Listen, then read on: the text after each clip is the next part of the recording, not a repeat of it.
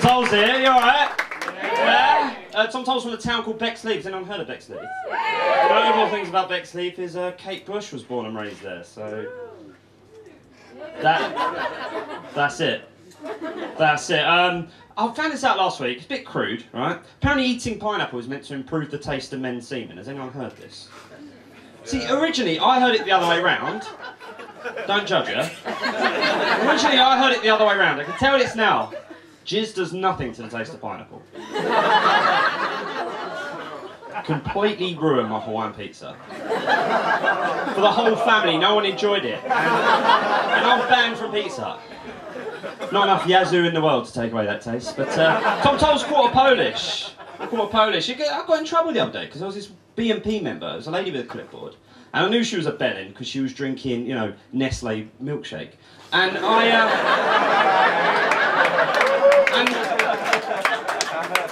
got some competitors in. And I said, she started talking about Eastern European immigration. I said, look, I'm going to stop you there because Tom Toal's quarter Polish, so I don't want to hear it, right? So she started to tell me what she didn't like about Polish people. And she kept repeating the phrase, look, right, what have the Poles ever done for us? What have the Poles ever done for us? I thought she sounds like a disgruntled stripper. I said, actually, Teeth and Power 2 is going to take you up on that point, because did you know, during the Battle of Britain, right, a large contingent of Polish fighter pilots came over, fought and died for the British RAF during the war. Toal fact. She didn't take this put on, she just went, yeah, see, coming over here, taking our jobs. Well, then she got back on her train. Topical.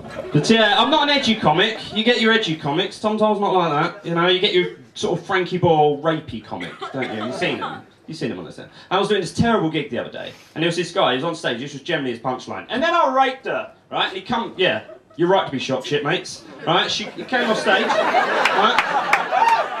He came off stage, sort of backstage, you know, sat down in the green room, started reading FHM, you know, and I said, no, I wasn't having it. I went up to him and went, sorry mate, Tom Toal needs a word with you here, right? You can't end a joke with and then I raped you. You can't have a punchline like that. It's not funny, it's offensive. He said, what do you mean it wasn't funny? That crowd fucking loved it. I said, yeah, the crowd loved it. That's because they're a bunch of morons, not a sophisticated, intelligent, comedy literate crowd like the Tattershall Castle in Embankment. You know, I knew I loved you before I met you guys. Right? I said, you need to take that out of your set and then I raped you. You can't end a joke like that. It's not on. He said, no, fuck you, Double T. I don't respect women like you know? I'm not going to take out my set, and he wasn't going to take out his set, guys. Then I raped him.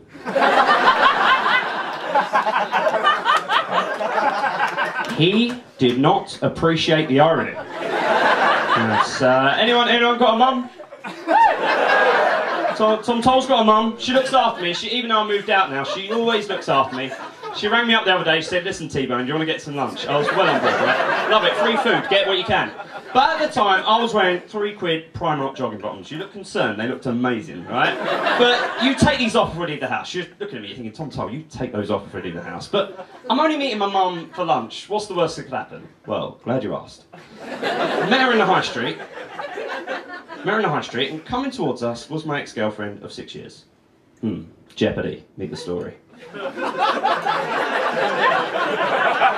She drew level with us, looked down at the joggers and went, those are nice.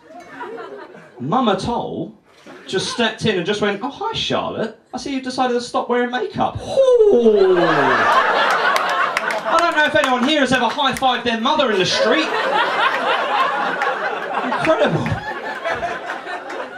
My brother moved away, he's in Australia now. It's going to be a weird Christmas without him. But he moved out there because he met a girl while he was travelling and they'd gone to Australia together. But he had a curse on him while he was travelling because he was in Machu Picchu.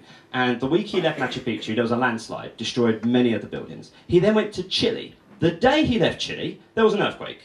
My brother James was followed down the east coast of Australia by a fucking cyclone, right? It's a real scary curse. Anyway, just before he leaves for Australia permanently, he walks into my room. He walks up to the TV, he's a bit distraught. I was like, James, what's wrong? He's like, turns on the TV.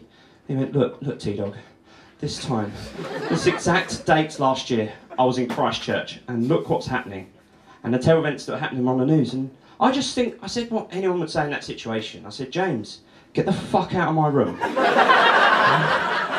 So, yeah. Is anyone here in love, guys? Where are you? Are you guys in love? No. She said that too quickly. Oh, let's see. Tom Toal was in love once. What happened? I'm just about to tell you, sir. Hang on. I only knew the girl for 2 weeks. Met her at the Edinburgh Festival. She came to see my show. She Facebook messaged me. Said, "Listen, Tom Toal was in your show today. Thought you were hilarious." Her words. I'm not paraphrasing.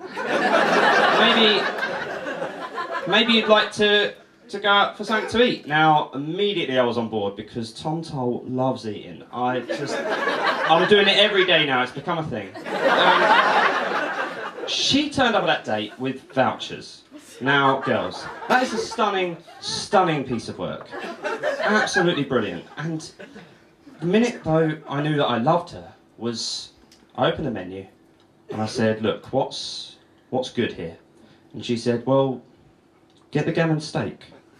Make sure you put pineapple on it."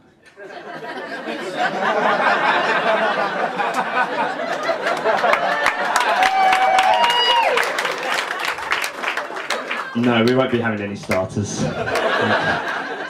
don't know what to write comedy about still, though. I was thinking about it recently. I want to see how far I came in comedy.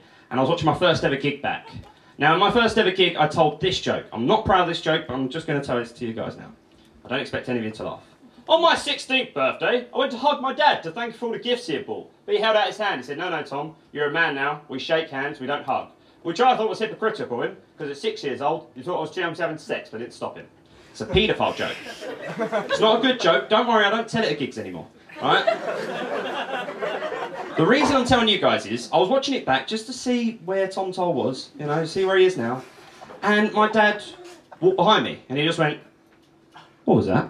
And I just went, "I'm just watching my first ever gig back." And he went, "Yeah, I heard my name mentioned." And I just sort of explained the joke to him, and he just went, "You'd have been so lucky." Tom Toal, you're a fucking ugly child. Guys, hope you have an excellent night. I've been Tom Toal. Thanks very much. Cheers.